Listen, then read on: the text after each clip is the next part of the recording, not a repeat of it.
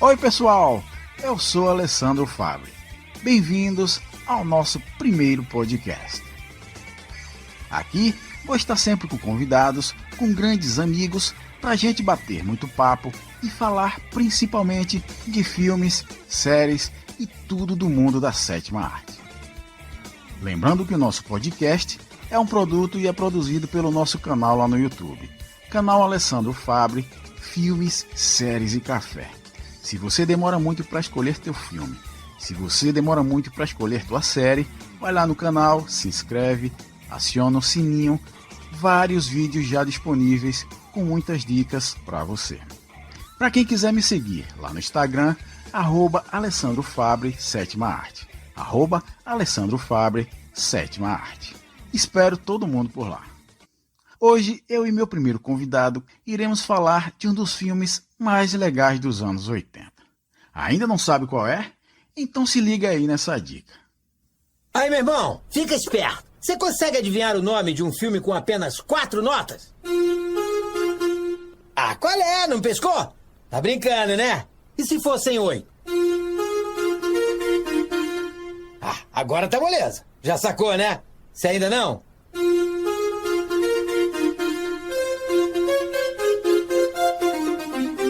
Cara, se você respondeu um tiro da pesada, acertou, compadre!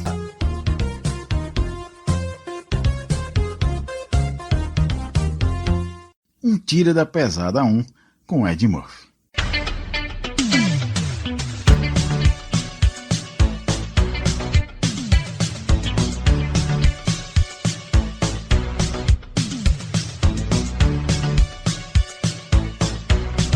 O filme estreou nos Estados Unidos no dia 1º de dezembro de 1984. Aqui no Brasil, estreou em 8 de março de 1985.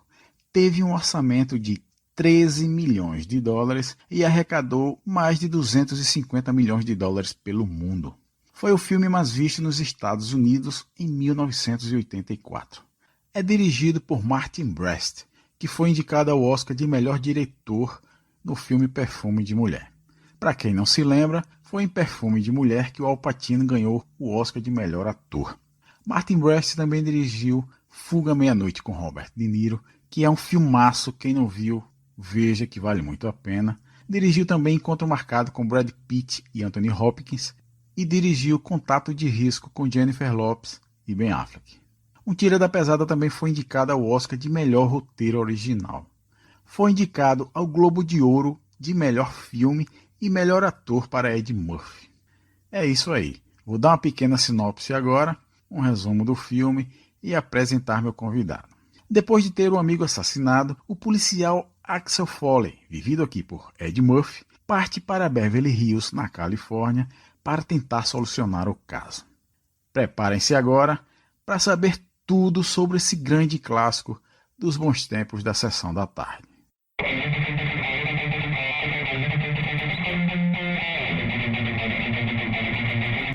E hoje meu convidado é meu amigo, a gente se conhece desde 2003, é um cara que nasceu aqui na minha cidade, Palmares, Pernambuco. Hoje está em São Paulo, está em Mogi Mirim, mas mesmo longe a amizade da gente nunca...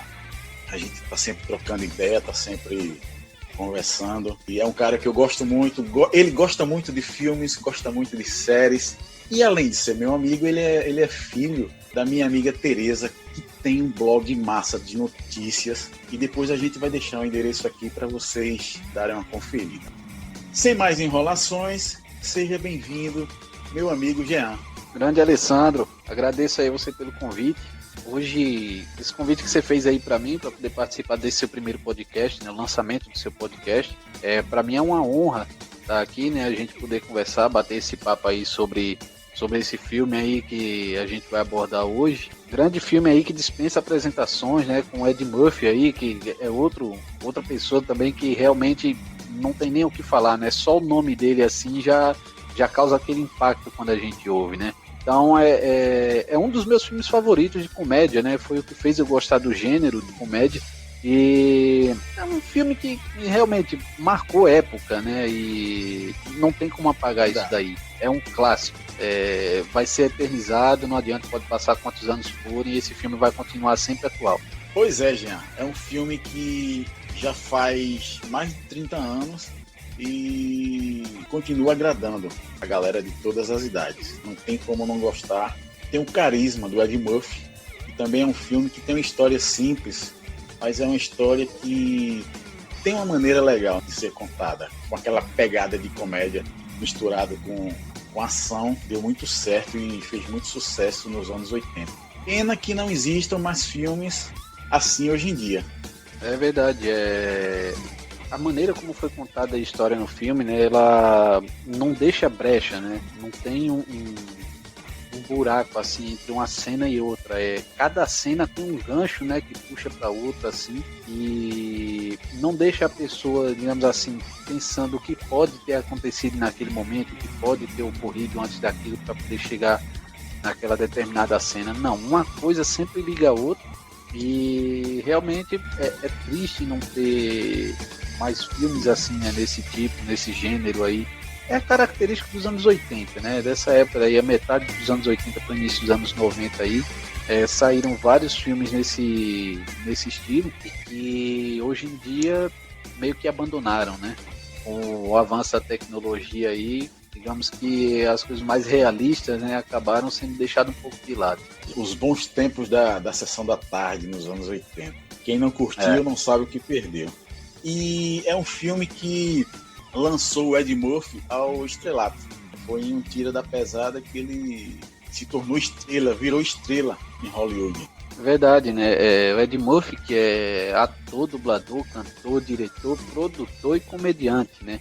Eu, até uma época atrás, até pouco tempo atrás, eu não sabia que ele era cantor, né? Até que eu vi uma música ele cantando, acho que um reggae, e depois eu vi uma outra música que ele cantou, fez uma parceria com o rapper Snoop Dogg.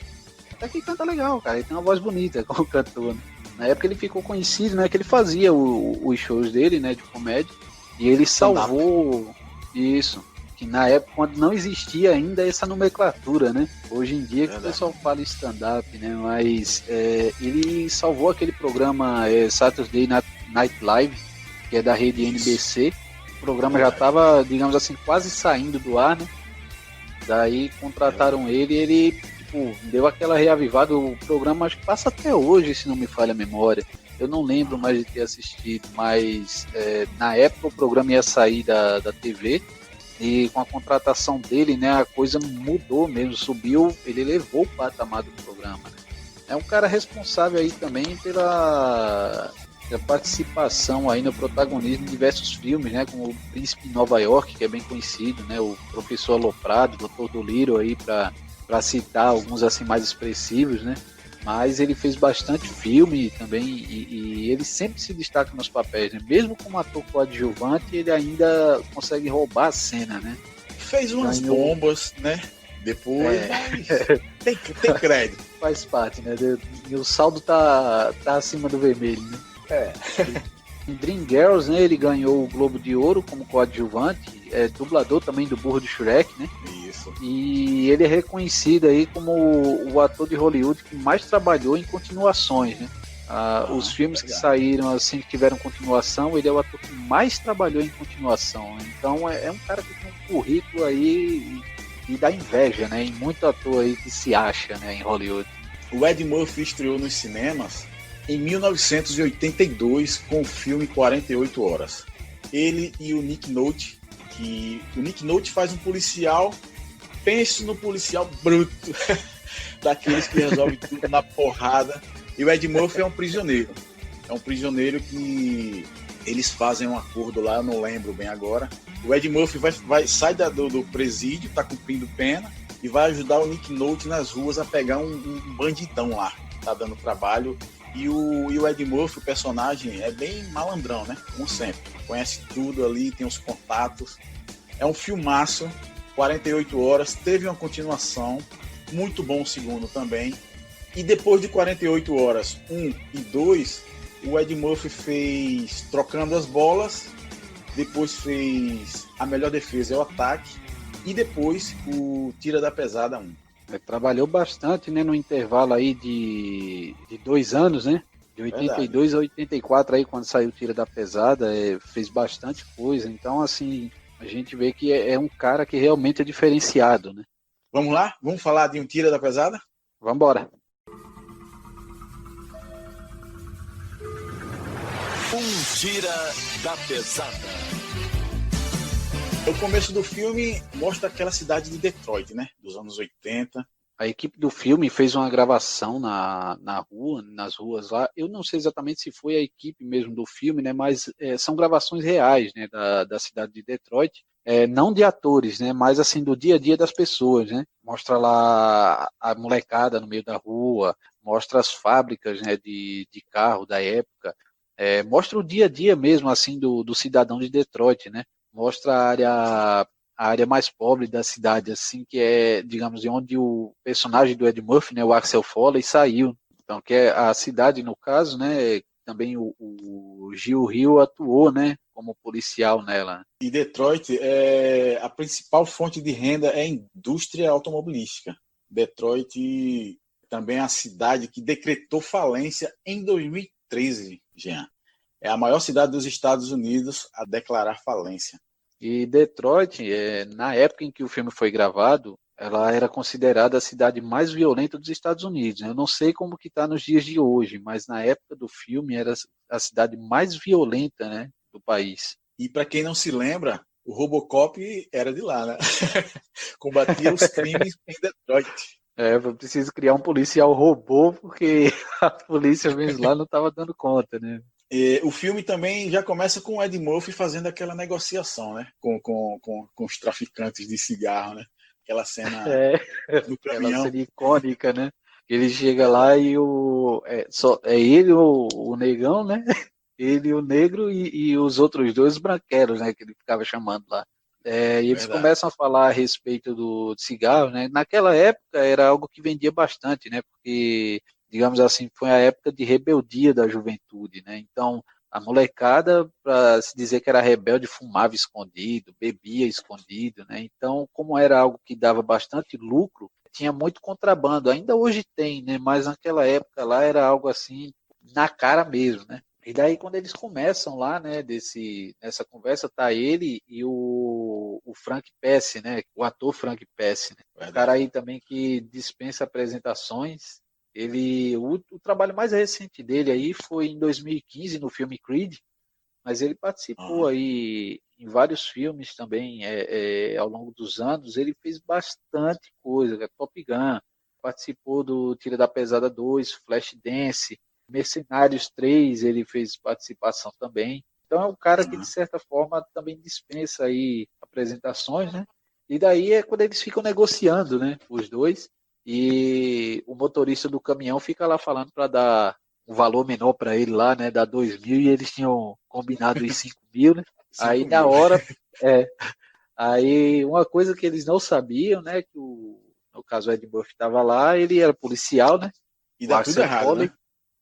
O Axel Foley policial estava trabalhando disfarçado.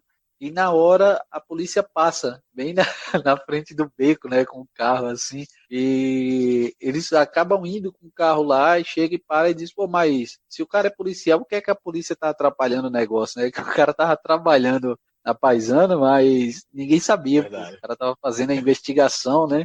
E tava tentando pegar os contrabandistas lá sem ninguém saber, sozinho, né? Não tinha nem ordem para isso aí.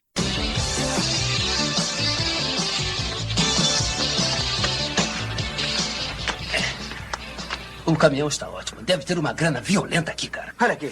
É um cigarro muito popular entre as crianças. Sabe o que é isso aqui? Sabe o que é isso aqui? É um selo federal de imposto. É boa limpeza. Anda logo, fala, eu sou todo Então por que você mesmo não faz essa transação, já que o negócio é tão bom assim? Eu faria, mas eu não sou de Detroit, sabe? Eu não conheço ninguém na cidade que possa cuidar de um negócio tão grande. E vocês devem ter todas as conexões, não é? Diga alguma coisa, fala. Eu sou um homem de negócio. Eu vou Tem sentar e você... razão, não é fácil se livrar dessa eu droga. sei, eu sou um homem de negócio. Eu tô fazendo negócio. Eu quero saber qual é.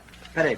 Deixa eu dar um confere aqui. Peraí. Tá errado, compadre. Tem 2.000, eu falei 5, eu combinei 5. Peraí, deixa eu ver. Não, olha só, vê se não tem. Tem 2.000 só, olha aí, saca aí, vê. Olha só que droga, eles enganaram a gente. Não, enganaram você, a mim não. Ô, desgraçados, a gente não pode confiar em ninguém hoje. Mas escuta aqui, não vamos brigar com isso não. Pega esses 2.000, da próxima vez eu prometo que acerta a conta com você, cara. Não, peraí, compadre, você é lero, você conversa piada, compadre. Como é que eu vou aceitar 2.000 depois tu me dá 5? Que papo é esse, meu irmão? Que conversa piada é essa? Olha, você não tá lidando com nenhum trambiqueiro não, cara. Tem que confiar em mim. Sim, meu irmão, não quero nem saber se você é trambiqueiro ou não. Eu quero meus 5.000, vou repetir. $5.000. Limpa o ouvido, $5.000. Deu pra ouvir? Dá tudo errado e daí que acontece aquela perseguição dentro da cidade, né? O baú, as portas do baú abrem, o Axel pendurado naquela corrente, o caminhão batendo em vários carros, polícia atrás, e é uma cena bacana de ação, né? Isso, uma coisa interessante dessa cena aí é que em alguns trechos, né, que o carro está passando assim, o caminhão vai passando, batendo nos carros, se a gente olhar com atenção, a gente consegue ver o pessoal assistindo as gravações do filme, né? O pessoal na calçada, assim, o pessoal um pouco mais longe, aquele amontoado de gente num canto só, sabe?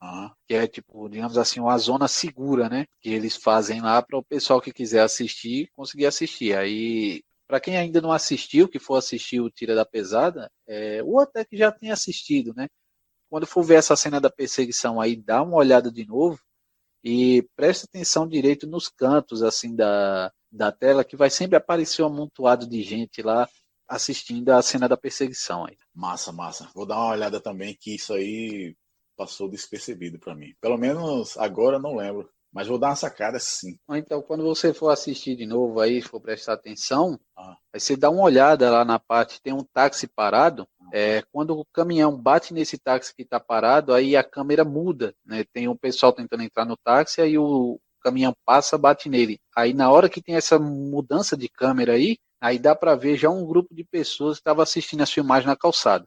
Depois dessa parte aí, antes do caminhão bater num caminhão de verduras que tem uma feira, né, mais para frente. Então, antes dele bater no caminhão de verdura, vai aparecer mais um monte de gente aí assistindo, e depois que ele bate no caminhão, assim que muda a câmera de novo, aparece mais um grupo de pessoas aí. E no final das contas, né, no final da perseguição, acaba que o Axel está lá dentro do caminhão e o cara fugiu, e no final das contas não deu em nada, né? A perseguição só causou a destruição na cidade. Prejuízo. E no final das contas o cara saiu solto, né? O cara acabou saindo impune aí. E o policial chega e reconhece que é o Axel, né?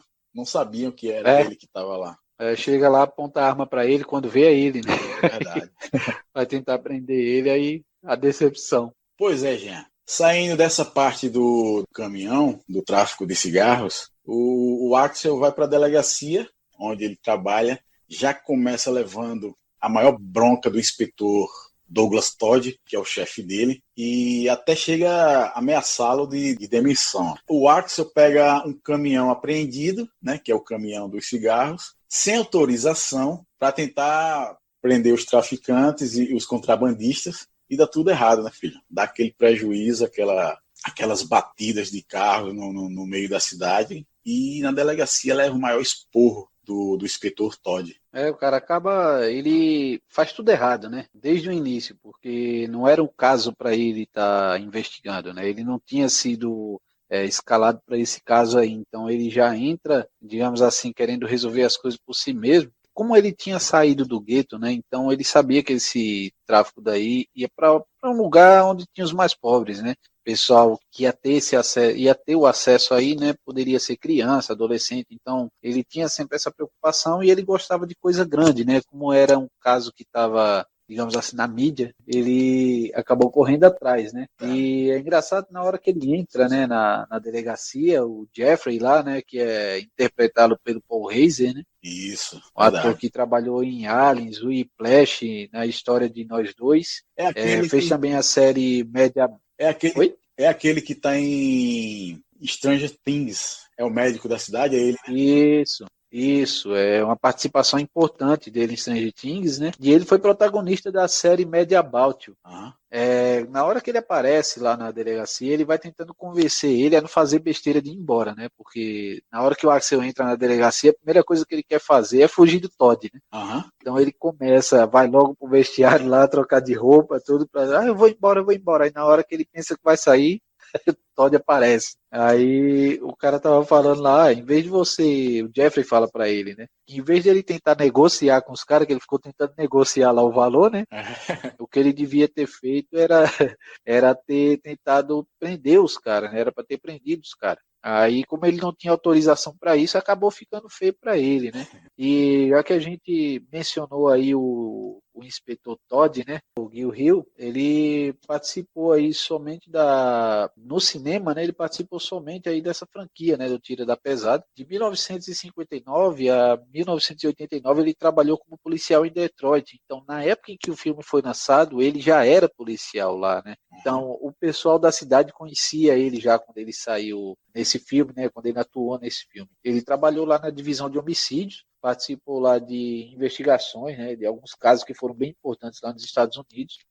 Se aposentou em Detroit, né? Que na época era, como a gente já mencionou no início, né? Uma das cidades mais violentas, né? Dos Estados Unidos, considerada a mais violenta na época. Se aposentou como comandante na época, em 89, né? E nos anos 90 ele entrou para a política. Aí atuou em alguns cargos importantes lá e tentou ser prefeito da cidade, mas nas urnas ele acabou sendo derrotado, né? Infelizmente, aí alguns anos depois, ele veio a falecer de uma pneumonia, né? Mas é uma pessoa que é bastante lembrada lá na cidade de Detroit, ele é bem querido. Ele foi escolhido para fazer o filme pelo diretor Martin Brest. Enquanto eles escolhiam as locações, o diretor o convidou para fazer o inspetor Douglas Todd. E depois do sucesso do primeiro filme, ele foi promovido, né, no trabalho. Como ator, ele só participou dos 3 filmes de Um Tira da Pesada. Acho que devido à carreira policial dele, né, acabou se dedicando mais à corporação mesmo, né, do que ao cinema. Até porque acho que era a vida dele mesmo, né? E pelo Tira da Pesada ser, digamos assim, algo que sempre mostrava ali aquela região de Detroit, né? Acho que para ele, de certa forma, foi bom, né? Tanto que, como eu mencionei antes, né? Depois de algum tempo aí, ele entrou para a política, né? Então, a imagem dele ali já estava, digamos, um pouco criada, né? Até porque ele foi... Eu acho que ele não tinha intenção nenhuma de ser ator, né? Como eu falei, ele foi convidado por acaso. Estava lá escolhendo as locações com o diretor, recebeu o convite, deve ter gostado e fez os 3 filmes, né? É aquela história, né? Tava no lugar certo, na hora certa, né? Verdade. Meio que caiu de paraquedas. Depois dessa confusão toda lá na delegacia, o Axel vai para casa, percebe que a porta do apartamento está aberta, pega a arma, vai entrando devagarzinho. Quando ele chega na cozinha, tá o amigo Mike sentado, comendo. Um amigo de infância, né, Jean? Eles se reencontram, fazem aquela festa. O Mike fala que saiu do presídio e mostra pro Axel uns títulos ao portador, né? O Axel pergunta se foram roubados, o Mike diz que não, mas o Axel também não entra muito em detalhes. É verdade, um pouco antes, né, dessa cena, mostra o Axel estacionando o carro, né, depois que ele sai da delegacia, e o carro dele não tem freio de mão, né? Aí, quando ele para o carro, aquele carro velho dele lá, aí o carro começa a descer sozinho a rua de ré, aí ele corre lá e pisa no freio, né? Abre a porta do carro lá e pisa lá até o carro chegar na parte reta da rua para não sair andando mais para trás. Né? Daí depois que o Axel entra, né, no apartamento dele lá, que ele vê que o Mike tá lá, né, que eles começam a conversar, eles resolvem sair, né? Vamos colocar as conversas em dia, tudo, aí pega e saem e vão pro barzinho, né, que tinha ali perto. Eles começam a beber, começam a jogar sinuca lá, começam a apostar contra um cara lá, né, na hora. Uma cena bem característica, assim mesmo, né, dos bares antigamente, né? E o interessante, Ian, na hora que eles estão conversando, a gente vê que tem uma amizade ali. Eles são amigos de infância. Tem uma hora que até o Axel pergunta pro Mike, pô, lembra tal dia que você foi preso, que não sei o quê, por que você não me dedurou? O Mike vira para ele e diz, poxa, dedurei você porque você é meu amigo, pô, e eu gosto muito de você. E a gente sente ali que tem uma amizade grande, uma amizade antiga, de infância. Só que um seguiu para o caminho do bem e o outro seguiu para o caminho do mal, né? Mas a amizade entre eles dois é muito grande e a gente percebe nessa cena. O ocorrido acabou trazendo, assim, digamos, para o Axel uma lição de vida, né? Mas para o Mike, de certa forma, não chegou a consertar a mente dele, né?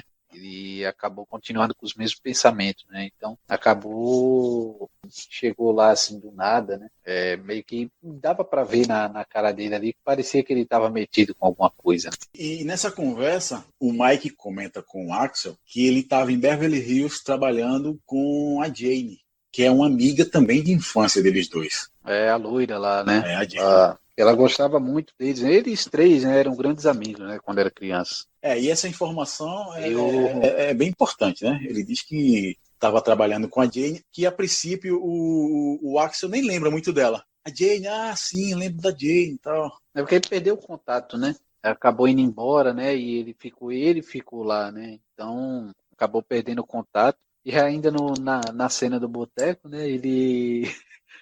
O Mike pega e chama o Axel para roubar um carro de novo. Né? Vamos roubar um carro pelos velhos tempos. Verdade. E depois eles saem dali do bar, o Mike super bêbado, e eles voltam para o apartamento do Axel. Chegando lá, são surpreendidos por dois caras.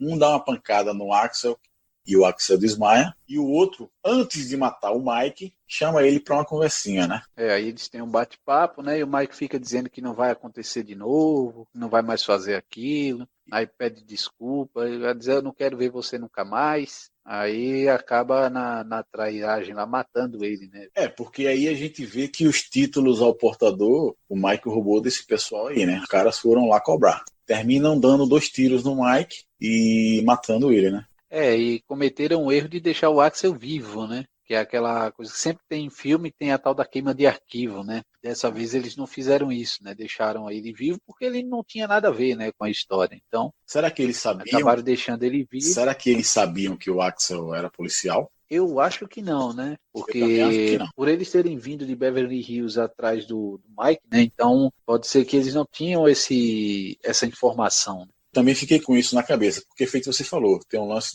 da queima de arquivo. Eles só fizeram desmaiar o Axel, né? Talvez até para, de repente, aí, sei lá, jogar a culpa no cara, né? Porque ele acordou com o Mike morto na frente dele, né? Isso. Antes que eu esqueça, o Mike, quem faz é o ator James Russo, que trabalhou em Django Livre, trabalhou também em Donnie Brasco, o Johnny Depp e o Al Pacino, que é um filmaço. E o James Russo é que faz o Mike, o amigo do Axel Foley. Aí o Axel acorda, a polícia já tá por ali. O inspetor Todd, né, que é o chefe dele, manda ele pro hospital, pede para ele não se envolver no caso. O Axel ainda tenta, fala que é amigo da vítima, tenta argumentar, mas o Todd não quer de jeito nenhum. Pede para ele ir embora, pede para ele se afastar do caso. E aí é que vem aquela ideia do Axel. O que é que ele faz? Pede férias. Diz que está com férias dentro, precisa descansar e parte para Beverly Hills. Só que ainda é ameaçado pelo Todd. Tudo bem, você vai tirar férias, mas não se envolva com o caso. Se eu pegar você envolvido, você vai se dar mal.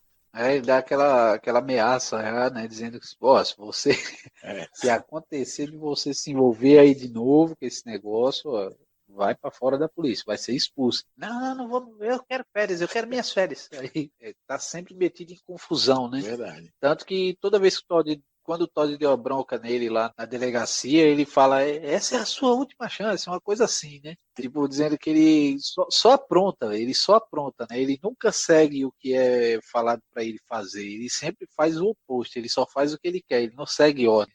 Mas tem uma cena lá na frente que a gente ainda vai chegar, que quando o chefe do departamento de polícia de Beverly Hills recebe a ligação do Todd, que é o chefe do Axel, ele elogia o Axel. Ele diz que ele é um policial muito bom. Aí entra esse lance da rebelde, não cumpre ordens, mas ele faz questão de frisar que o cara é muito bom. Lembra?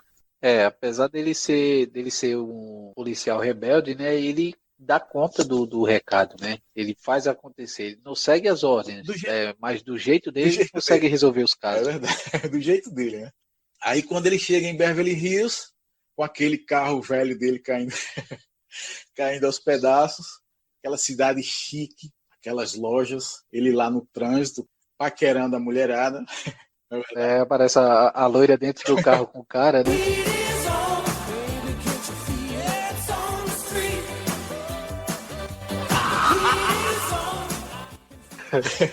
Aí ele chega no hotel, um hotel bem luxuoso. ele pergunta logo ao cara que carrega as malas. É muito caro isso aqui, o cara, para Beverly Hills, não. Aí ele faz, tá certo. Pega minha mala lá no carro. Quando o cara vai pegar, é uma bolsa velha. O cara pega com o cara pega com as pontas Posso dos pegar a dedos. sua mala, senhor? Posso pegar a sua mala, senhor? Pode sim, tá aí no banco da frente. O cara pega com as pontas dos dedos. Como se tivesse com Nojo do caramba. É verdade. Chegando lá na recepção, Ei, ele é barrado porque dizem que não tem vaga. A recepcionista diz que está tudo ocupado. E ele faz aquele barraco, né? Daquele show lá. Primeiro ele diz que é preconceito. E ele diz que é da revista Rolling Stones e que está ali para fazer uma matéria com Michael Jackson. Com Michael Jackson. Isso, e fala alto, fala muito alto, chama a atenção da galera. Até que acho que é o gerente, né? Não, senhor, apareceu um quarto aqui, tem um quarto aqui disponível e o senhor pode... Aí ele, quanto é a diária? O cara, $235. Ele olha pro cara assim... A tarifa de quarto simples, né? É uma promoção. Vai pagar a tarifa de quarto simples na suíte. Ele diz lá, né, para poder convencer, né, ele diz que não vai conseguir o quarto. Eu vou falar para todo mundo da revista que eu não vou conseguir o quarto porque negros não se hospedam aqui. E ele diz, bem alto, eu vou botar na matéria da Rolling Stones que o Michael Jackson vai fazer sucesso, contanto que ele não se hospede nesse hotel. Eita. Porque negros não se hospedam lá. Saindo lá do hotel, acho que ele deixa as coisas dele lá e vai para a galeria para falar com a Jane, procurar a Jane, que é a menina que é amiga de infância dele e do Mike. Na saída do hotel, né, que ele vai andando pela calçada, né, nas ruas lá, aí ele fica rindo, né, da roupa da galera, né, que é a moda, né? Aqueles casacos. Aquelas roupas de couro vermelho. Do Michael Jackson. Aquelas roupas feias. Do Michael Jackson, né? É verdade. E ele fica rindo, né? Uhum. Aí ele vai para a galeria, né? Procurar a Jane para procurar informações. Quando ele chega na galeria, quem é que o recebe? O Sérgio. O Sérgio. Pelo Sérgio. Lembra do Sérgio? Lembro. Ela louca.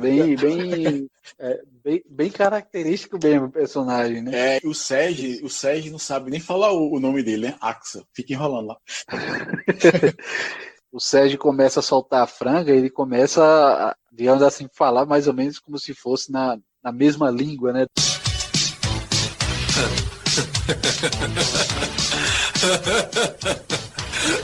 Em que posso ajudar? Oi, Como vai? Meu nome é Sérgio. Em que eu posso ajudá-lo? eu estou procurando a senhorita Jenny Summers. Ela está muito ocupada hoje. Talvez queira me dar o seu nome. Meu nome é Axel Foley. E é referente a quê? Eu não entendi o que disse. É referente. Qual é o assunto? Do que se trata? Do que se trata? Eu sou um velho conhecido dela. Doni, dá licença. Doni, diga à senhorita Summers que o senhor Ahmed Foley está aqui para falar com ela. Não, é Axel. Axel. O Foley quer falar com ela. É um antigo conhecido. Doni, fecha isso. Desculpa, Com o peito cabeludo desse jeito. Fecha isso, que horror. Não é sexy, é animalesco. Não é sexy. O senhor quer beber alguma coisa? Um vinho, um coquetel, um café? Não, nada, obrigado. Eu mesmo preparo ali atrás com as gotinhas de limão. Se inventa, vai. Não, obrigado, eu não quero. Tô vendo que gostou dessa peça. Eu tava pensando quanto é que uma coisa dessa poderia custar. É uns $130 mil. Você tá brincando? Não é sério, é uma obra muito importante, sabe? E já vendeu alguma dessas? Vendi ontem pra um colecionador. Você tá brincando? Não, é sério, eu vendi.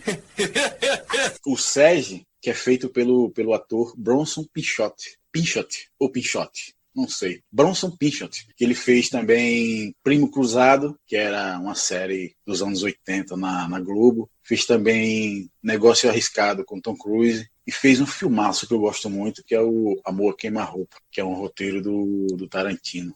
Queria registrar aqui também, Jean, o excelente trabalho da dublagem de todo o elenco do filme, em especial esses dois geniais, que é o saudoso Newton da Mata, né, que aqui dubla o Sérgio, o Newton da Mata, que era o dublador oficial do Bruce Willis, era o cara que botava a voz no Lion, dos Thundercats, e fez tantos outros trabalhos inesquecíveis. Destacar também o Mário Jorge, que aqui dubla o Ed Murphy. Ele que é o dublador oficial do Ed Murphy aqui no Brasil. O Mário Jorge, que é o dublador oficial também do John Travolta. É ele que faz as dublagens do burro do Shrek. E graças a Deus o Mário Jorge está aí na ativa.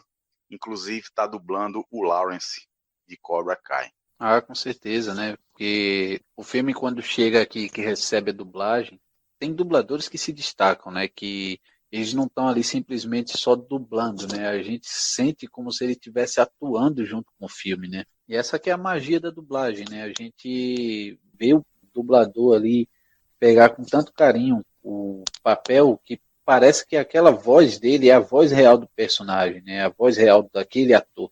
Ele não dubla somente, né? Ele meio que atua junto, a gente sente aquilo dali, sente aquela paixão, né? Eu vi uma entrevista há um tempo atrás do Mário Jorge. Ele disse que os estúdios em Hollywood, quando os filmes do John Travolta eram lançados, ele era o dublador oficial aqui no Brasil. Os estúdios queriam ele, entendeu? O Newton da Mata, poxa, a voz dele no Bruce Willis, eu acho que é até melhor do que a voz do próprio Bruce Willis, velho.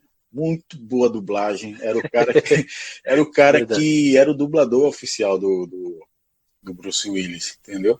E essa galera das antigas, dos estúdios Herbert Richards, eram maravilhosos, bicho. Eram dublagens marcantes. Tem muita gente ainda aí, né, da época, que continua fazendo um trabalho excepcional. Verdade. Pois é, meu amigo Jean. O Axel conversando com a Jane, ela fala que o Mike trabalhava para Victor Maitland, que é o bandidão do filme, o chefão. E ele é que é o dono ali da galeria, é o manda-chuva, e ela comenta com o Axel que o Mike fazia serviços para ele. É isso aí? Isso. A Jane, né, que é vivida aí pela atriz Lisa Ilbach, acho que é assim que pronuncia o nome dela. Uhum. Diz que a última atuação dela, né, foi em 95, em Fifth Avenue, né, Quinta Avenida, que foi um filme produzido só para TV, né. Depois disso aí ela sumiu de Hollywood, cara. Ninguém sabe do paradeiro dessa mulher, né. Ela trabalhou até 95 e depois ela deu um sumiço.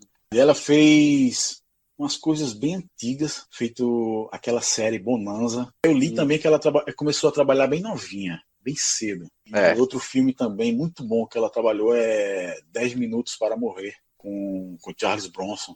Acho que foi isso mesmo, ela trabalhou só até 95 e o último filme foi produzido só para TV, né? Aí ela desapareceu, acho que cansou, né, da vida de atriz. Saindo da galeria, o Axel vai atrás do Victor e ele chega lá com aquele buquê de flores, não é isso?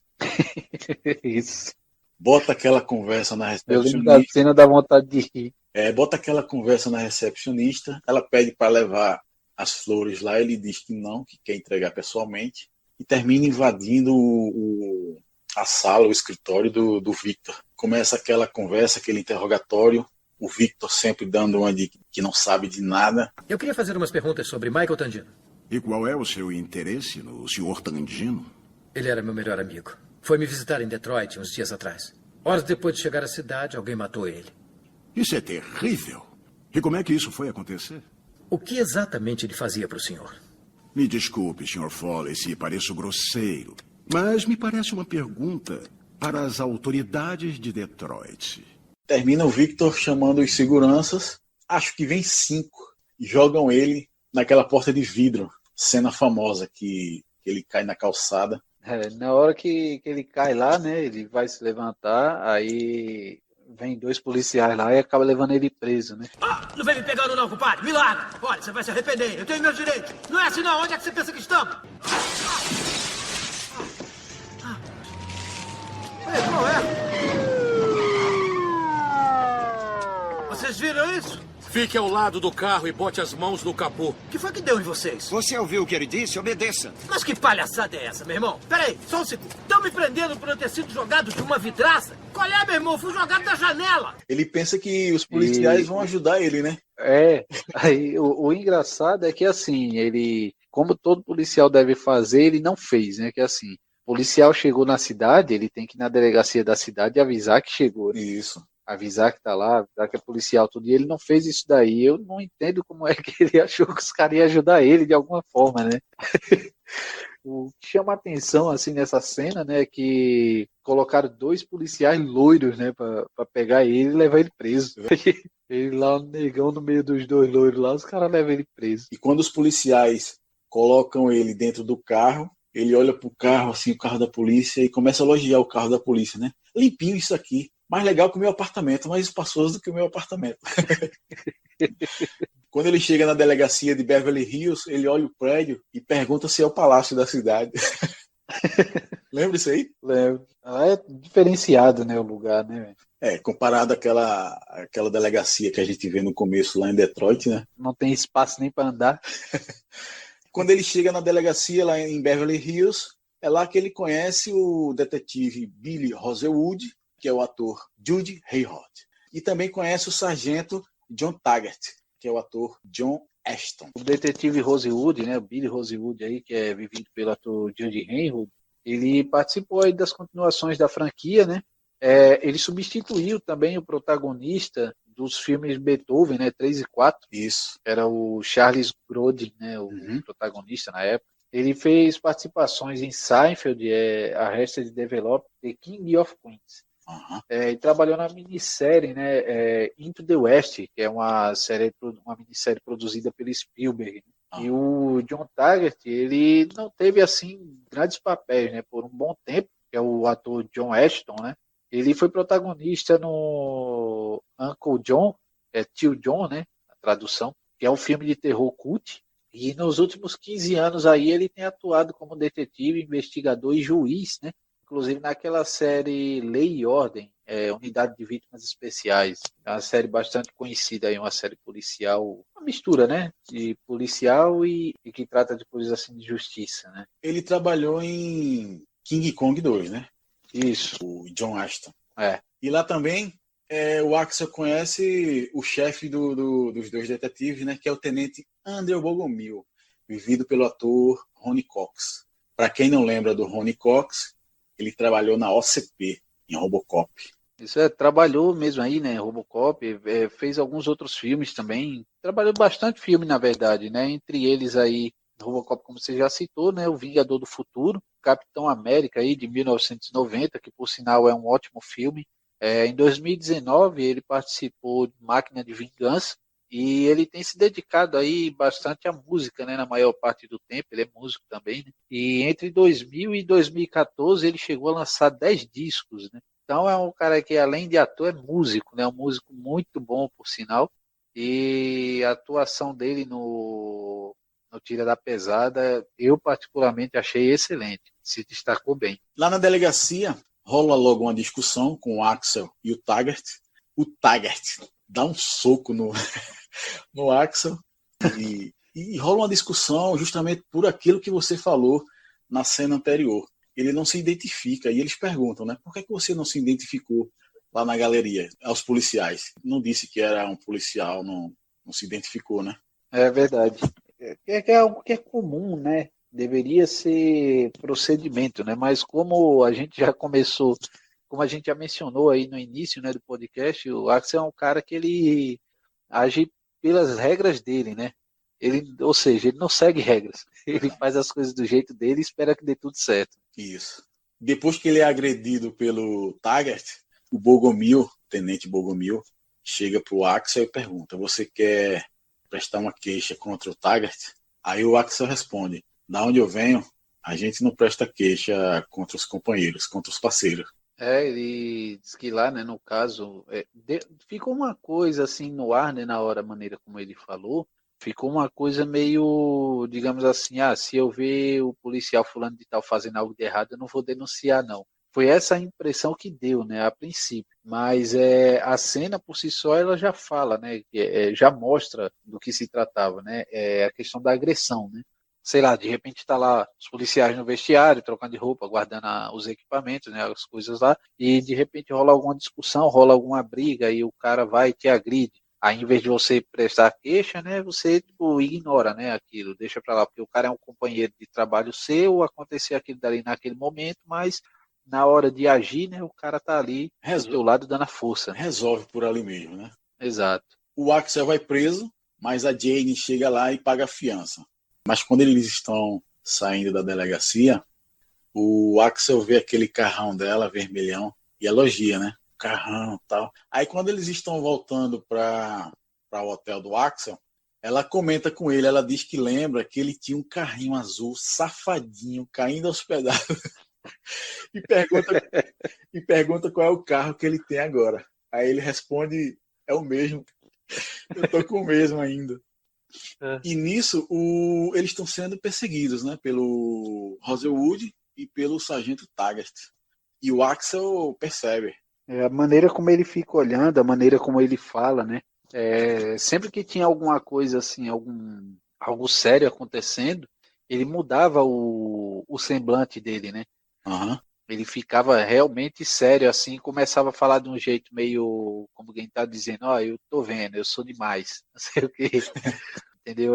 Mas assim, tipo, ele sempre levava a sério, né, esse tipo de coisa. Ele não era uma pessoa que, digamos assim, brincava, né, com assuntos sérios. Assim, na hora de fazer a piada, ele fazia piada, mas na hora de falar sério, ele realmente mudava, incorporava ali, né, o personagem sério e dava sequência, né? Isso, e ele tem aquela malandragem das ruas, né? Aquela percepção, aquela coisa de malandro no bom sentido. Aquela malandragem de sacar as coisas. Ele tinha essa facilidade, né? Acho que até pelo estilo de vida que ele levou antes de ser policial, né? Isso daí deve ter ajudado bastante ele a perceber de uma maneira mais fácil as coisas. Eu acho que por conta disso daí, essa maneira dele de agir na polícia, né, de ninguém gostar disso daí, porque ele não seguia a cartilha da polícia mesmo, assim, dizendo, vocês têm que fazer assim, assim, assim. Ele fazia as coisas do jeito dele porque ele sabia que ia dar certo. Aí lá no hotel, eles no quarto, ele começa a fazer perguntas sobre o Victor e a Jane começa a responder algumas coisas. O sargento Rosewood e o Taggart ficam lá dentro do carro, no outro lado da calçada, achando que o Axel não percebeu nada. Aí o Axel liga para a recepção do hotel e manda levar um jantar lá pro carro deles. Chega lá e, é cortesia do senhor Axel Foley. Aí ele começa a comer, né? Enquanto está acontecendo isso daí que eles estão comendo lá no carro, né? Axel desce e passa lá na área de refeição lá do restaurante, né? Onde fica ali as sobremesas, tudo, e ele encontra lá com o Damon Wayans, né? O ator Damon Wayans. O personagem em si lá não tem nome, né? E diz que tá querendo banana, né? Precisa da banana, só quero uma bananinha, só quero uma bananinha. Aí o Damon oferece salada. Ele, não, só quero uma banana. Oferece salada, não, só quero banana. Aí ele pega e dá umas 3 pra eles, que são as minhas favoritas. É a primeira aparição do Damon Wayans como ator, né? Ele que é irmão aí dos protagonistas aí das Branquelas, né? São 4 irmãos, né? Se eu não me engano. Acho que sim. Eu não sei se são 3 e um primo ou se são 4 irmãos de fato, mas eu sei que tem primo deles também que é ator. O Damon Wayans, ele é aquele do Eu, a Patroa e as Crianças. Diz o Michael Kyle, né? O pai da família, né? Isso. Então depois que ele pega, né? Sai dessa cena daí, que ele sai com as bananas, já enquanto o garçom tá lá distraindo o pessoal, né, distraindo os 2 detetives, Axel dá a volta no carro, vai lá para trás do carro, né, e coloca as bananas lá no escapamento, né, do carro. E daí depois ele pega o carro lá com a Jane, né, e daí eles pegam e seguem o rumo, enquanto que os outros vão tentar sair com o carro e o carro fica engasgando, né, não sai do lugar. Isso. Aí eles vão para uns depósitos que é do Victor. Vai a Jane e o Axel. Chegando no depósito, eles entram escondidos e eles veem uns carinhas lá carregando umas caixas. Dá para perceber que são títulos ao portador, né? E eles também acham pó de café, que é para confundir o cheiro de drogas. Não é isso? Isso daí era bem comum, né? Os traficantes de droga utilizarem, né, o pó de café para poder confundir os cães farejadores, né? Quando o cachorro ia farejar a droga, eles colocavam pó de café lá misturado, que o cachorro sentia aquele cheiro do pó de café forte e daí misturava, né, com o da droga e ele acabava, digamos assim, não distinguindo o cheiro real da droga, né? E acabava passando batido isso aí. Isso. Saindo de lá do depósito, né, que é o depósito do Victor, eles vão para um depósito da alfândega.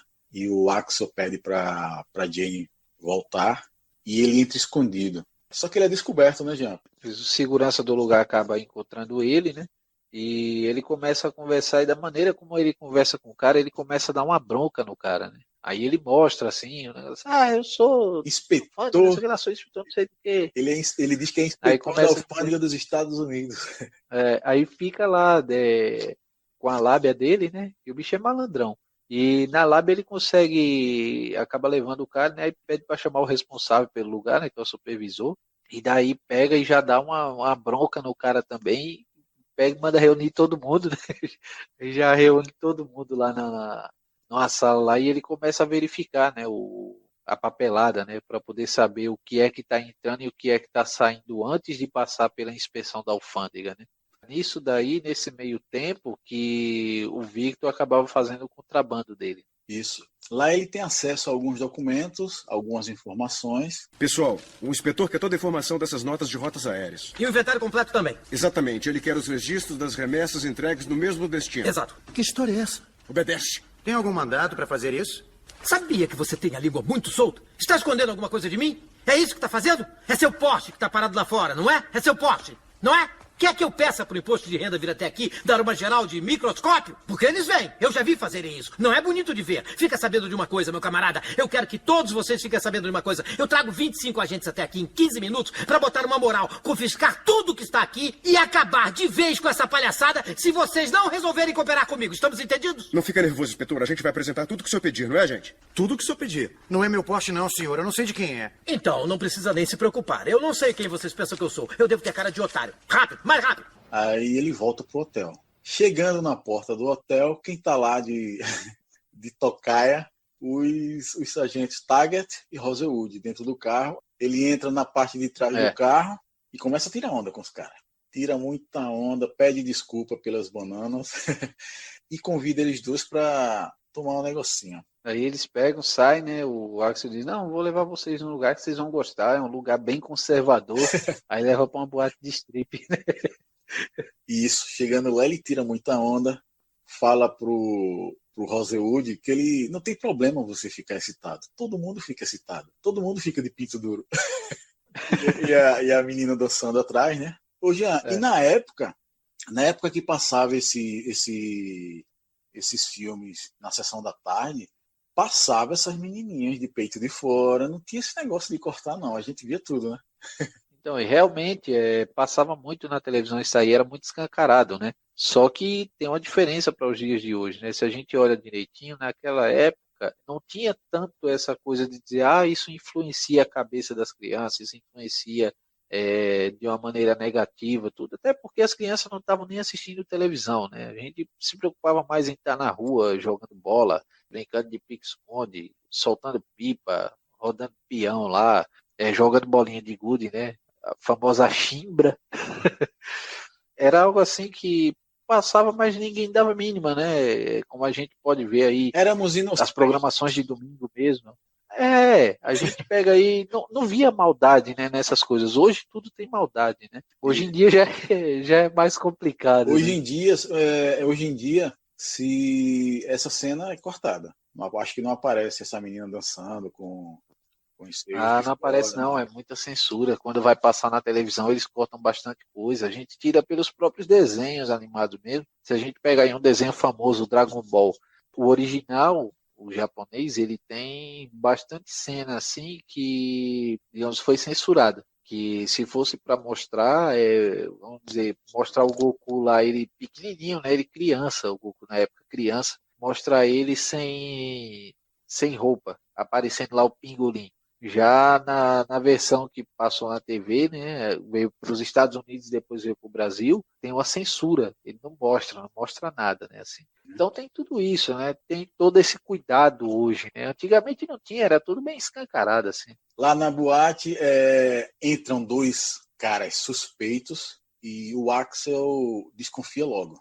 enquanto os outros dois não estão nem aí, o Axel percebe logo a presença de 2 caras suspeitos e dá o toque para o Taggart, não é isso? Ele olha, né, aquela malandragem, né, que a gente falou que ele tem. Isso. Quando ele viu os caras, ele já chega e já fala pro Taggart, ó, tem aqueles 2 caras suspeitos ali. Aí o Taggart olha, não dá nem a mínima, né? Isso. Aí ele diz, você não acha que o dia tá muito quente para eles estarem com aquele sobretudo, né? Isso, é. Aí já disse, já fala para ele para encostar lá, né? Que ele ia lá falar com o outro, né? Aí fala pro Billy ficar sentado. Não, você fica aí sentado. O Billy é meio bobão, né? É. Aí deixa ele lá. Cara, é tonto mesmo, cara. É o policial bobão mesmo. E o Taggart é o certinho, né? Faz tudo à risca, né? O Billy fica colocando dinheiro na calcinha da dançarina o tempo todo. O engraçado é que, assim, tipo, na cena, a gente nota ali que o Axel é o oposto dos dois. O Rosewood, né, no caso o Billy, é bobão, o Axel não é bobo. O Axel é esperto até demais. Malandrão. E o Taggart é o cara que segue ali a risca, né, as coisas da polícia, e o Axel é totalmente o oposto dele. Ele faz as coisas do jeito dele, não tá nem aí para as regras, né? E daí o Axel acaba levantando, né? O Taggart vai para um lado, ele vai para o outro, aí chega falando, Bill! Bill! Não, Bill não, é Phil, né? Phil. É Phil, né? Ô, Phil! Phil! Chamando o cara lá, dando uma de bêbado, né? Uhum. Aí o cara sai daqui, até que o cara revela a arma, né? Aí quando o cara revela a arma lá, ele pega e já desarma o cara. Aí quando o outro o Taggart pega e desarma o outro. Isso. O Taggart, ele ajuda, né? A pegar os dois. Isso, aí quando ele chega lá, pega, né? Aí o pessoal lá do bar começa a aplaudir, né? Dizendo assim, ó, belo trabalho da polícia, né? Coisa que hoje em dia a gente não vê. A polícia pega o bandido, a galera vai lá pra mandar soltar o cara, né? Aí eles vão pra delegacia e levam o maior esporro do Bogomil e rola uma mentirinha lá, né, que o Axel tenta contar. Aí ele fica falando que conta a história do super tira, né?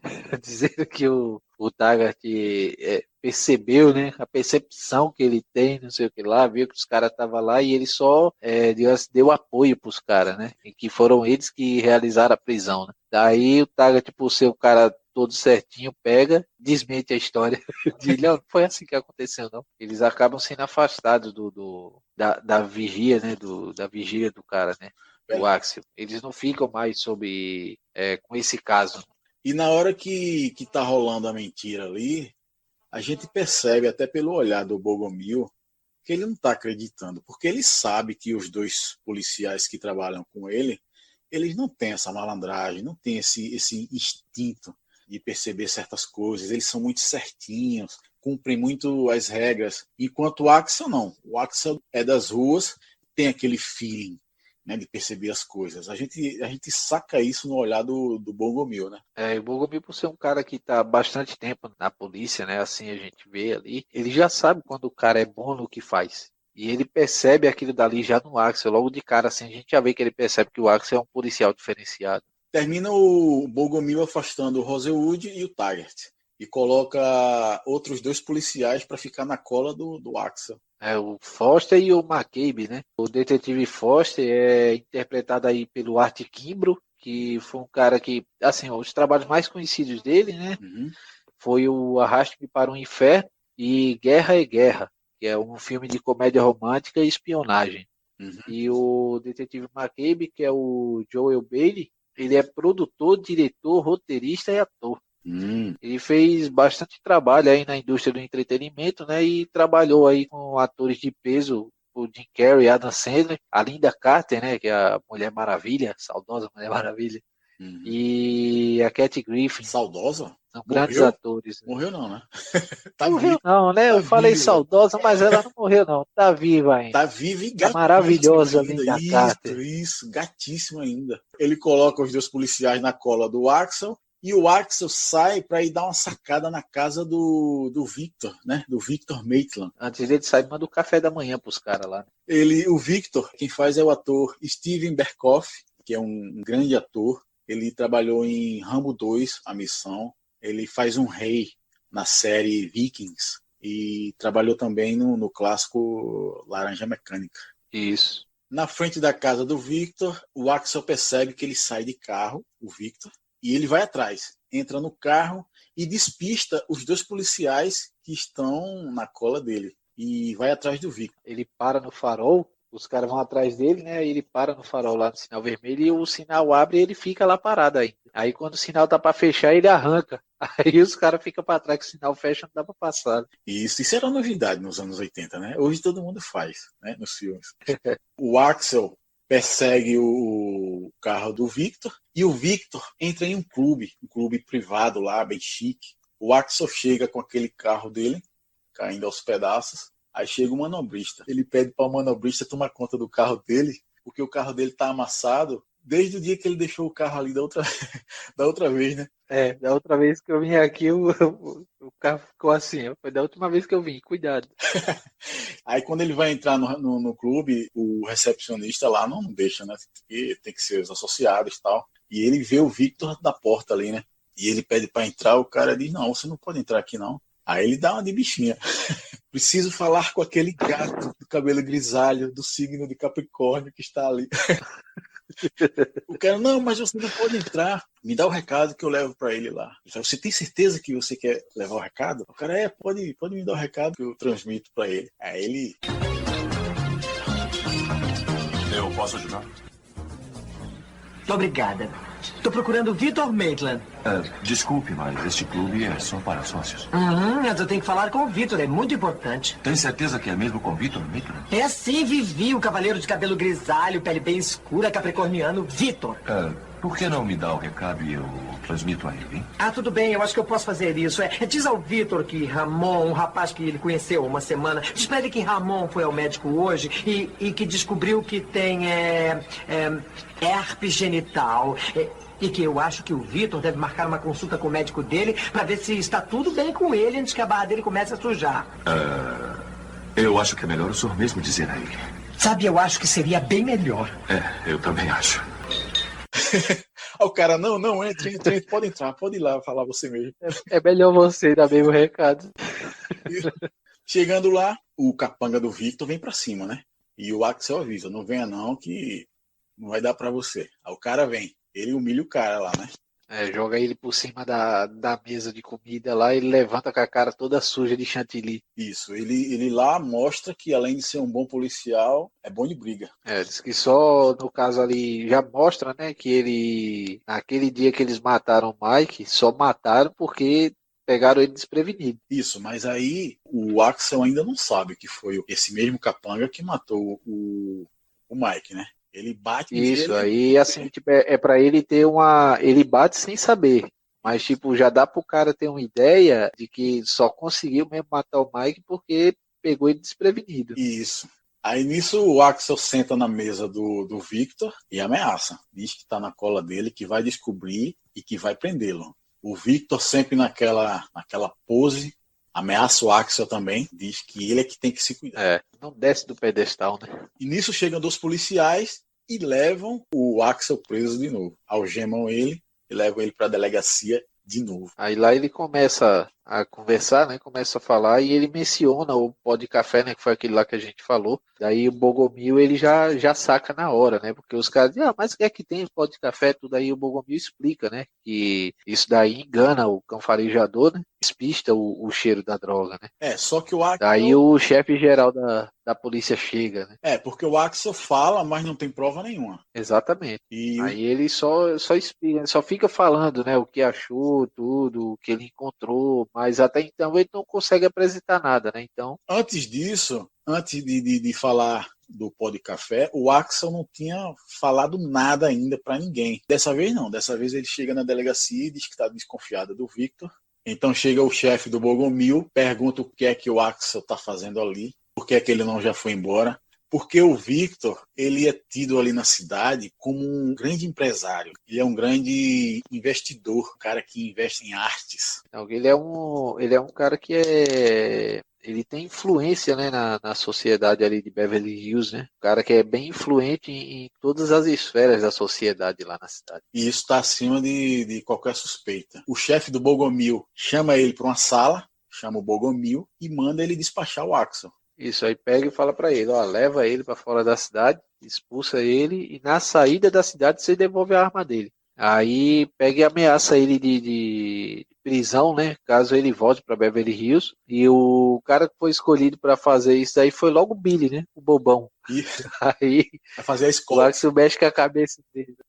O Axel vai lá e mexe com a cabeça dele e convence ele a ajudar, né? Na investigação disso daí. Isso. Aí no meio do caminho eles encontram com o Jenny, né? E de lá eles vão pro depósito. É só que quando o Axel entrou no depósito da alfândega, ele teve acesso aos documentos e algumas informações. E aí ele fala pro Billy que tá chegando um carregamento na cidade à noite. Então ele fala pro Billy, vamos desmanchar isso, me ajuda, deixa eu ficar, eu preciso ficar e a gente vai sair como heróis. Aí o Billy fica todo, não quero, não vou fazer, e o Axel tome conversa, até que o Billy topa, né? Aí eles vão procurar a Jane lá na galeria. Isso, daí depois que eles encontram com ela, né, aí eles se juntam e vão todos lá no depósito. Só que a gente esqueceu de um detalhe. Quando o Axel chega na galeria com o Billy, quem é que recebe eles dois? O Sérgio. Sérgio. O Sérgio fica apaixonado pelo Rosewood. Lembra da cena do que ele oferece um café? As gotinhas de limão. Não vai te dar trabalho. Expresso, né? Não vai te dar trabalho. Aí o Sérgio, não, que é isso, gato?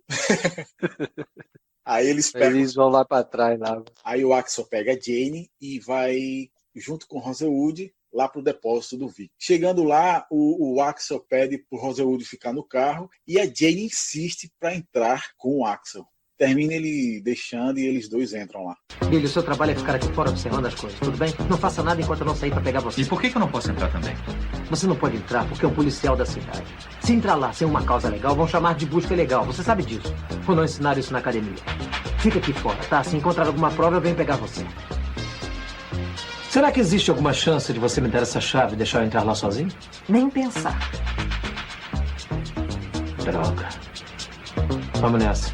Aí nisso que eles entram lá, no depósito, o Axel acaba encontrando um caixote lá que ainda não tinha passado pela alfândega. Isso. E quando ele abre o caixote, tinha lá uma camada de café por cima. E embaixo dessa camada de café tinha os pacotes com cocaína. E nesse momento aí que eles estão vendo, né, essa droga que tá lá, e eles são pegos lá, enquanto que Billy vê tudo acontecer, né? Billy tá lá do lado de fora, vê a Jane sendo levada, né, pra dentro do carro. Enquanto que o Axel fica lá dentro, lá sendo torturado. Eu acho que chegaram primeiro que a gente. E o que você tá procurando exatamente? Isso. Uma caixa de fora, que ainda não passou pela alfândega. O que é isso? Café? Só por cima. Mas isso aqui não é açúcar. Chama o Rosewood. Bem-vindos à festa. Antes da Jane sair com os capangas, o Axel ameaça o Victor de novo, né? Ele diz, se acontecer alguma coisa com ela, eu mato você. E na hora que a Jane vai saindo também com os capangas, né?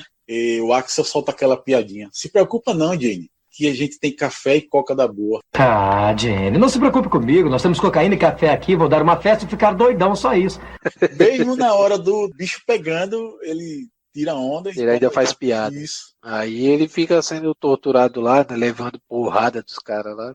E o Rosewood resolve entrar. É nisso daí que ele entra, né? O Axel tá levando porrada lá, doidado dos capangas lá do Victor, né? E é nesse momento daí que o Axel acaba descobrindo, né, quem foi que matou o Mike, que é justamente o capanga lá da cara de chantilly, que leva um cacete lá no clube, né? Ele e o outro. Aí já começa. Tá lá também. Isso, ele e o outro lá que foi o que desmaiou ele, né? Na verdade. Isso. E o cara diz que devia ter matado ele também. É aí que ele saca quem são os assassinos do Mike, né?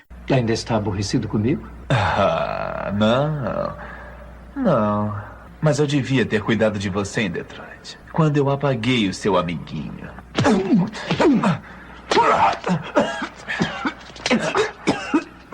Adeus, Sr. Foley. Divirta-se por aí. Eu vou tentar.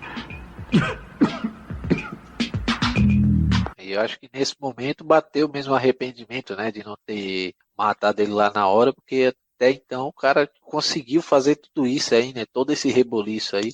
e ainda levar a polícia lá junto. Termina o Axel e o Billy fugindo, conseguem fugir do armazém e vão direto para casa do Victor. Daí quando eles saem, né, o Axel e o Billy saem de lá, Billy liga, né, pro Taggart lá e avisa para investigar o depósito. E o Taggart pega e fala com o Foster e com o McCabe, né, e fala para eles, ó, vai lá, investiga o depósito e o que vocês descobrirem lá, vocês falam só comigo. Isso. E daí, nesse meio tempo, ele sai de lá da delegacia e vai encontrar com o Billy e com o Axel lá na casa do Victor, né, para ajudar eles dois. A princípio, o Taggart é contra a invasão, diz que precisam de mandato, fica botando lá toda a dificuldade do mundo e tentando convencer o Rosewood a desistir. E o Rosewood diz que não. Não, eu vou entrar com o Axel e toma a decisão ali, até que o Taggart vê que não tem jeito e resolve entrar também. Pegam as armas no carro e entram, né?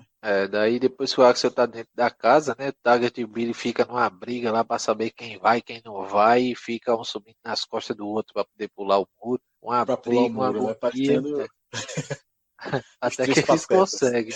Os dois Até patetas. que enfim eles conseguem, né? E lá rola muito tiroteio, muita briga. Tem uma perseguição lá dentro do Axel com o capanga que matou o Mike. Perseguição, tiroteio lá dentro da casa. Termina o Axel matando ele, né? O Axel leva um tiro, né? Lá dentro da casa. Isso, ele leva um tiro. Ainda assim, né, com o tiro ele pega e continua na captura do Victor. Né? Isso. É o Victor, né? Que atira no Axel.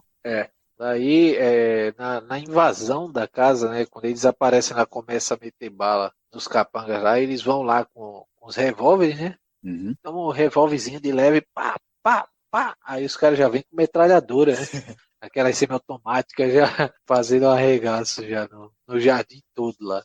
Isso. Nisso o Victor pega a Jane de refém e começa a atirar no Axel. Quem chega para ajudar o Axel é o Bogomil, né? Eles dois terminam matando o Victor. Isso. Daí a polícia, quando chega lá, né, junto, já começa a fazer as prisões, né? Prender aquele monte de capanga que tinha lá na casa. E chega também o chefe do Bogomil, né? Que estava pegando no pé do Axel e exige explicações. Isso, daí ele pega e começa a conversar, o que foi que aconteceu? Aí ele pega e já começa falando, né? Daí o Bogomil pega e fala, né? O que aconteceu foi isso, aí pega e conta história, igual o Axel. Uma mentira das Aí ele diz, é isso, você tem certeza? Aí diz, você tem certeza que é isso que você quer colocar no seu relatório? É o relatório que eu vou apresentar. E ele pergunta pro Taggart se é isso mesmo, porque ele sabe que o Taggart não mente. E o Taggart, não, foi isso mesmo. Isso mesmo. É isso mesmo. Aprendeu, né? E na hora que o Bogomil vai saindo, o Bogomil, que é o chefe do Taggart e do Rosewood, o Axel pede um favor a ele, né? Pede pra ele ligar pro Todd, que é o chefe dele lá em Detroit. O Todd. E limpar a barra dele. Limpa a minha barra lá com o Todd. O Bogomil pega, né, na hora tá falando aí, limpa minha barra lá com... Você pode fazer um favor? Você pode me fazer um favor? Aí o Bogomil, outro? E o Bogomil fala pro chefe, quem descobriu ali foi a Jane, que desconfiou porque ela trabalhava com o Victor e descobriu drogas e chamou o Taggart e o Billy, e por acaso o Axel tava por ali. E o cara, pô, isso é verdade mesmo? Ele, é verdade, isso aí é o que vai estar no meu relatório amanhã. É uma mentira deslavada mesmo. Aí o Axel fala, porra, mentiu na cara de pau, né?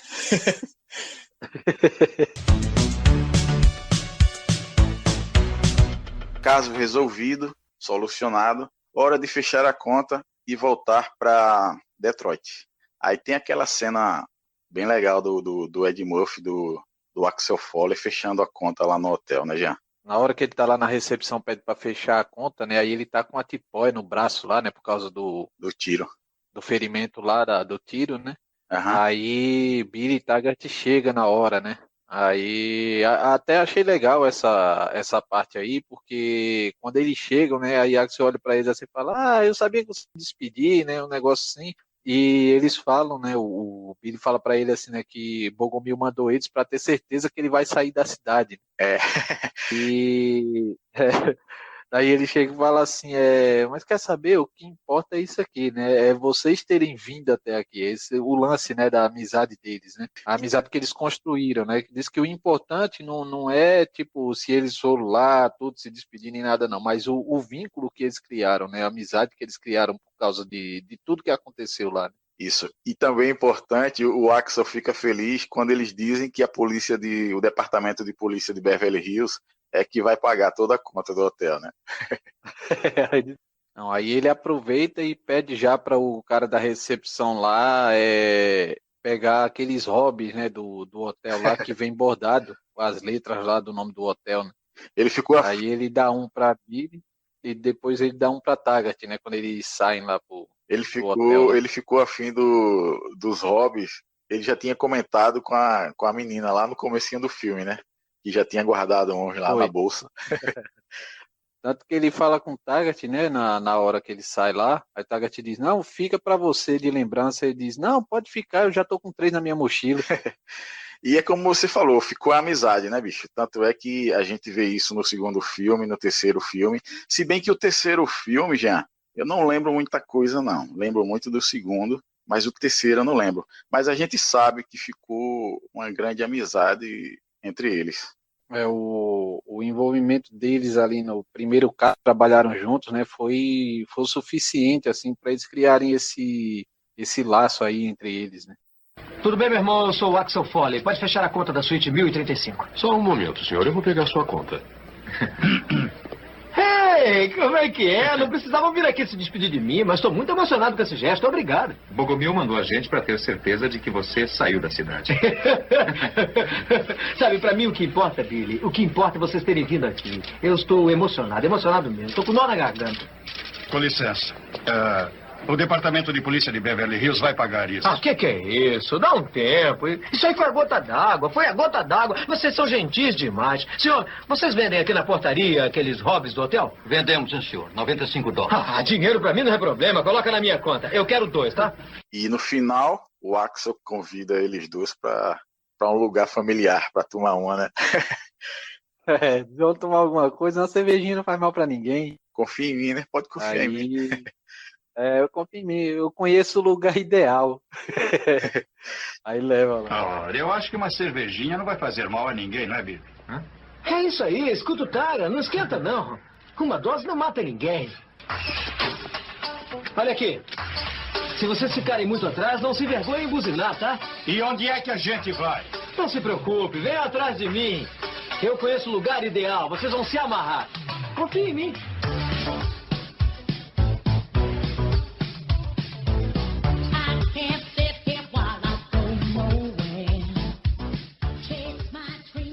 Fim de filme, um dos melhores filmes da década de 80, sem dúvida nenhuma, um filme marcante. Mas antes da gente acabar, eu vou passar umas curiosidades, fica à vontade aí para comentar, tá bom? Beleza. Vê só, o roteiro do filme já estava pronto desde 1977. O filme foi realizado em 84, né? 7 anos aí para poder produzir, né? E o Ed Murphy não era a primeira opção para o filme. Tiveram 2 opções. A primeira era o Mickey Rourke, né, que chegou a assinar contrato para o filme, mas devido à demora do início das filmagens, ele caiu fora do projeto. Para quem não conhece, para quem não lembra, o Mickey Rourke apareceu nos anos 80 como uma grande promessa, como um dos grandes galãs, e ele fez 9,5 Semanas de Amor, fez também recentemente Homem de Ferro 2, Os Mercenários 1 com Stallone e Sin City com o Bruce Willis. Outra opção já era o Stallone, que mesmo com o roteiro já pronto de 1977, começou a mexer no roteiro para deixar do jeito dele. E o curioso também é que em um dos rascunhos do Stallone, o detetive Billy Rosewood, ele morria em uma cena de ação, mas também deu alguma coisa errada, o Stallone saiu. E durante as pesquisas eu vi que o Stallone aproveitou algumas coisas do roteiro e levou para o filme Stallone Cobra. Legal isso daí, né? Tanto que no segundo filme, né, ele chega até a ser homenageado, né, o Stallone.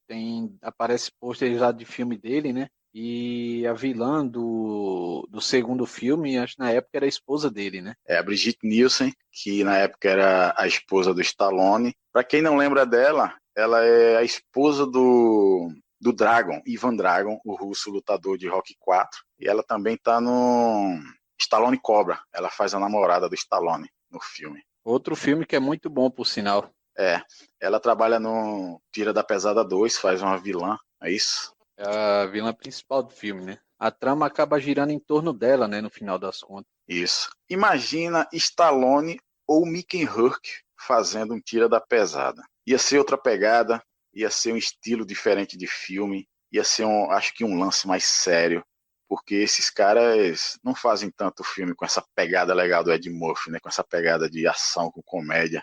Ia ser outro filme bem diferente, né?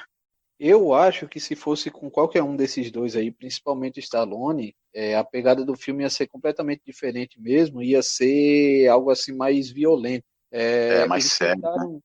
Eu acho que na época eles quiseram fazer essa pegada do humor com Ed Murphy, porque assim, o lugar onde é ambientado inicialmente, né, é Detroit, que é uma cidade bem violenta, né? Então, assim, os caras iam acabar levando essa violência daí de Detroit para Beverly Hills, assim, ao meu ver, né, da questão do Stallone. E ia perder aquele alívio cômico, né, que dá, porque, querendo ou não, a gente vê que as situações, assim, trata de tema delicado, né, tráfico, coisa bandidagem de modo geral, né, são temas, assim, que são, de certa forma, pesados, que até hoje, né, a polícia tem que estar lidando com isso. E o Ed Murphy, a presença dele no filme trouxe esse alívio cômico aí para o filme e tratou de um assunto sério de uma maneira assim que dá para a galera entender e ainda se divertir, né, assistindo o filme. Isso, ia ser um filme completamente diferente, porque também a linha do Mickey Rourke, né? Mesmo ele na época fazendo alguns romances, os filmes que ele fazia na linha policial eram bem violentos, entendeu? E em 2006 foi lançado um jogo de PlayStation 2, Beverly Hills Cop, reunindo algumas das cenas marcantes da trilogia. Jean, eu não entendo de jogo, não sou muito chegado a videogame, jogo alguma coisa com meu menino, futebol, sei que você manja muito do assunto, mas eu fui olhar esse jogo na internet do Beverly Hills Cop e, bicho, muito ruim, cara, muito ruim.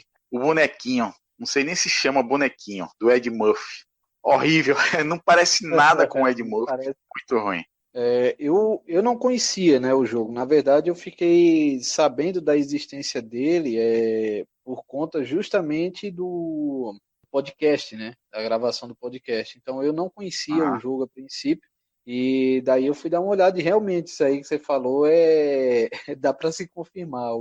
Os gráficos do jogo, para a época, por ser PlayStation 2, parece ser gráfico de PlayStation 1. O jogo podia seguir aí mais ou menos a linha de alguns jogos de 007 da época, que aparecia o boneco inteiro, né? Aparecia o personagem inteiro, e daí você andava com ele para um lado, para o outro. De repente podia colocar até... fazer um negócio mais ou menos na pegada do GTA, né? Que já tinha GTA naquela época. Se eles fizessem um jogo mais ou menos parecido aí com GTA, já que eles pegaram assim algumas partes da trilogia, né? Então dava para ter feito uma coisa grande, assim, uma coisa maior, tipo, baseada em bem feita, né? Dava para montar, né, de fato aí os 3 filmes num jogo só, né? Colocar as fases assim para passar, dava sossegado para fazer. Muito ruim os gráficos também, né? Além do jogo, eu não entendo muito, mas achei horrível. A galera já percebeu aí que Jean manja de videogame, de jogos. E ele tem um canal bem legal no YouTube. Manda o endereço aí, Jean, pra galera se inscrever e conhecer teu canal. Pode entrar lá e pesquisar lá pro Jogador Rabugento. Tá lá. Jogador Rabugento. Eu sou rabugento mesmo. Não tem pra onde fugir, não. Até minha mulher e minha filha falam, não tem jeito. Ultimamente, assim, né, devido à pandemia aí, tá meio complicado, né? Tô tendo que fazer muita coisa aí, muito na correria, então não tô atualizando com tanta frequência, mas pode entrar lá que tem bastante conteúdo lá para curtir, viu? E tem coisa nova chegando. Outra curiosidade é que a Netflix, junto com a Paramount, tem projeto para fazerem o 4º filme da franquia Um Tira da Pesada, também com Ed Murphy. O Ed Murphy, que também está vindo aí com a sequência de Um Príncipe em Nova York, já está tudo certo. E breve, eu acho que também está saindo o 4º filme de Um Tira da Pesada. Vamos esperar aí, né? E torcer para que dê tudo certo aí. E que o filme possa seguir pelo menos aí a mesma linha, né? Que traga aquela essência, né? Que a gente já sentiu desde o primeiro filme. Que mantenha esse padrão de qualidade, né? Também foi planejada uma série para Um Tira da Pesada depois do 2º filme, mas o Ed Murphy não topou na época e preferiu um 3º filme ao invés da série. Interessante isso, né? Eu não sei se a série teria funcionado, né? Eu acho que provavelmente a série ia acabar estragando com a franquia. Eu acho que ele deve ter enxergado isso daí. Porque, de certa forma, ia tomar tempo dele também, né? E ele tava no auge, né, da carreira ali. Se prender a uma série para ele significava ter que desistir de vários projetos, né? Então ele acabou optando por fazer o 3º mesmo. Eu li em algum lugar esses dias que tava para sair também uma série agora com o filho do Axel Foley, mas parece que cancelaram, deu alguma coisa errada, não sei. Mas estavam com essa ideia também. Acho que daria mais certo do que com ele. E de repente ele fazendo alguma ponta, né? Aparecendo assim de vez em quando na série. Acho que o filho dele ia acabar tendo que morar mesmo lá em Beverly Hills, né? Não ia mais ficar em Detroit. Aí daria certo deles fazerem isso, porque ele ia estar em Detroit e ele só apareceria de vez em quando, né? Aí justificaria a ausência dele na série. Eu li uma entrevista também, Jean, esses dias, estava lendo umas coisas na internet. Eu vi uma matéria aí, eu acho que de outubro de 2019. Quer dizer, tá recente. O Ed Murphy falou que depois que terminar Um Tira da Pesada 4 e Um Príncipe em Nova York, ele pensa em se aposentar, vai voltar para o stand-up e só apareceria em filmes se grandes produtores e grandes diretores fizessem o convite. Mas a ideia dele é se aposentar e voltar a fazer stand-up. E passar mais tempo com a família, com os filhos. Não sei se isso é verdade, porque sai muita coisa na internet, mas é uma entrevista recente, né? Ele, de certa forma, apesar da aparência, né, ele já está com uma certa idade também, né? Então, para ele que já trabalhou tanto aí na indústria do cinema, né, já construiu aí uma carreira excelente, né, em Hollywood, eu acho que voltar para as origens dele, que seria o stand-up, né, para ele eu acho que seria bom, né? Então, eu já acho que isso é uma opinião minha, claro. Eu já acho que é um lance de não ser valorizado, entendeu? Eu acho o Ed Murphy muito bom ator, mas eu acho que a academia tem alguma coisa, alguma implicância, não sei. Porque desde Dreamgirls, de 2006, filme que você até já citou aí, o Ed Murphy não fazia nada de expressão, de grandioso no cinema, a não ser emprestar a voz ao burro do Shrek. Em 2019, ele voltou com tudo, mostrando e provando que é um bom ator, em Meu Nome é Dolemite, produzido pela Netflix. É um filme que eu vi, é um filmaço. Ele dá um show de interpretação. Inclusive, acreditava-se que ele ia ser indicado ao Oscar, mas de novo não aconteceu. Então eu acho que tem alguma coisa aí, eu acho que ele está meio sentido, por isso essa entrevista, esse papo de se aposentar e voltar a fazer stand-up. De repente pode até ser, né? A verdade é que a Hollywood, assim, quando tem essas indicações, é meio complicado a gente entender qual que é os critérios, né, que eles utilizam para poder indicar algum filme, né? Mas Ed Murphy, assim como outros atores mais antigos, como Adam Sandler mesmo, que é um cara que atua bastante tempo, eu acho que eles deveriam, assim, como o Adam Sandler fez, né, o Ed Murphy ele poderia fazer os próprios filmes, né, produzir, dirigir, né, vir com uma ideia, apresentar a ideia, de repente, para um serviço de streaming, né, o próprio Netflix ou a Amazon, e apresentar um projeto, de repente fazer um contrato aí por ele mesmo, entendeu? Não por algum estúdio grande aí pegar, contratar ele, porque, infelizmente, se a gente olhar para os dias de hoje, como que está o cinema, os filmes na pegada do que ele fazia antes, está extinto o gênero, né? Hoje em dia não Poucas tem mais. pessoas fazem hoje em dia, né, Jean? Poucas pessoas fazem hoje em dia. O gênero de filme assim que ele fazia, que o Jim Carrey fazia, é muito difícil a gente ver, é muito raro. E quando sai, a gente mal escuta falar, né? A gente vê essas grandes produções aí que estão fazendo, né? Mas hoje em dia está voltado o cinema aí mais para os super-heróis, essas coisas, né?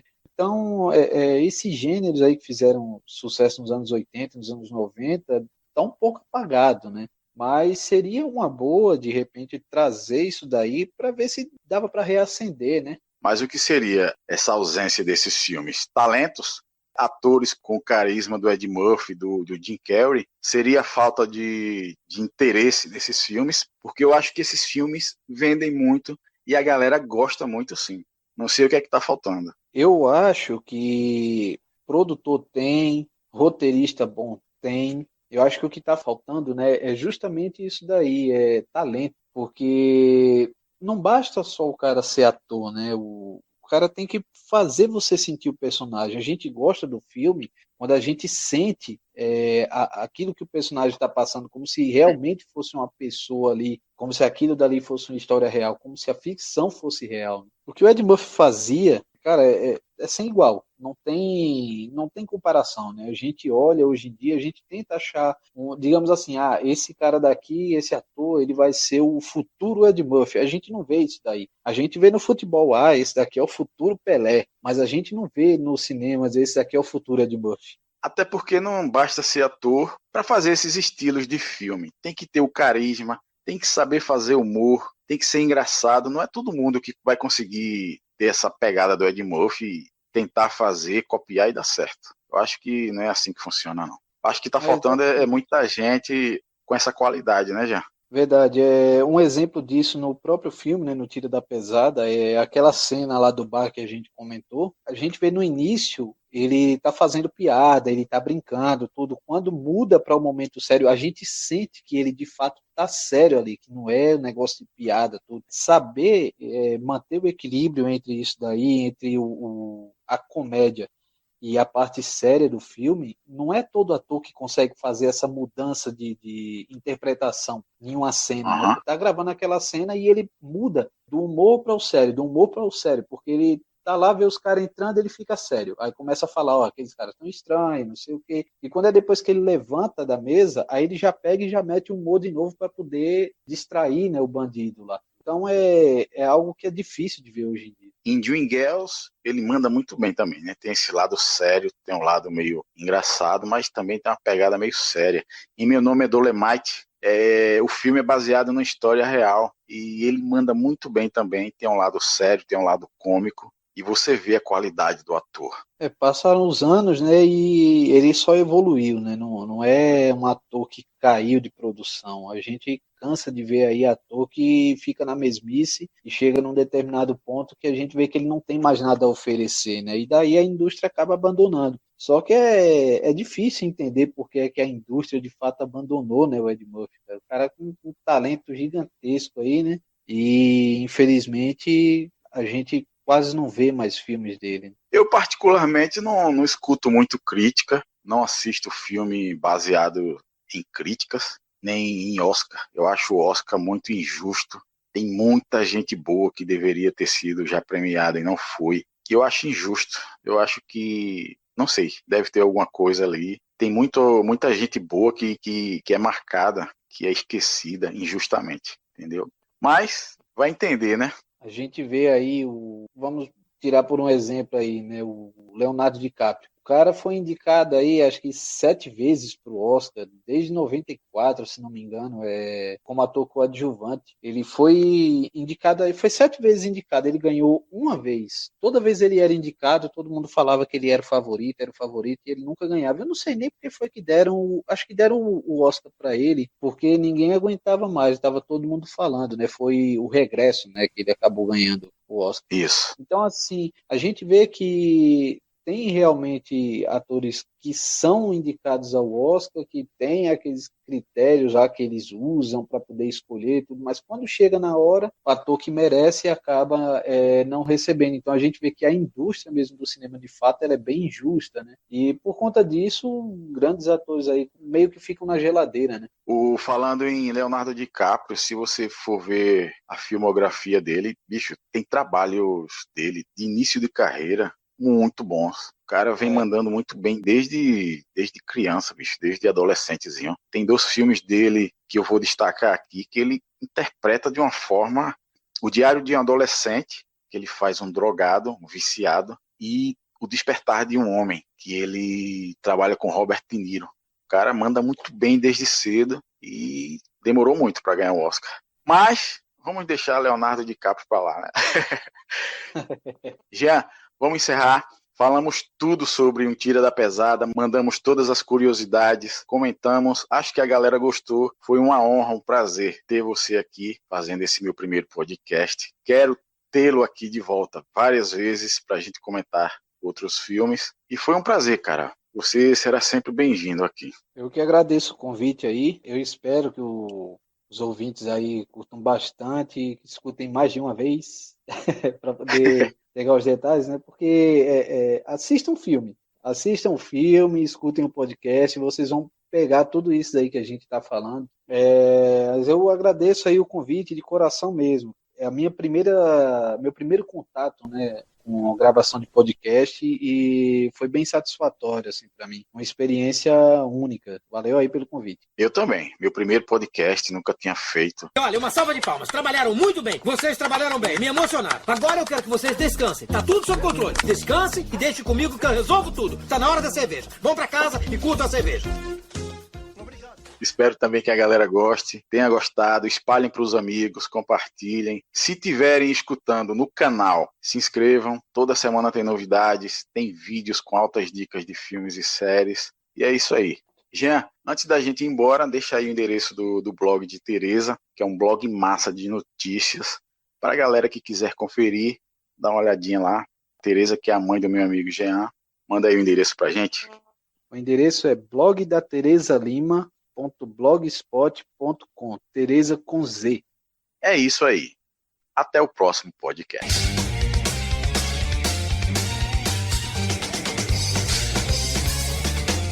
Alessandro Fabbri Podcast.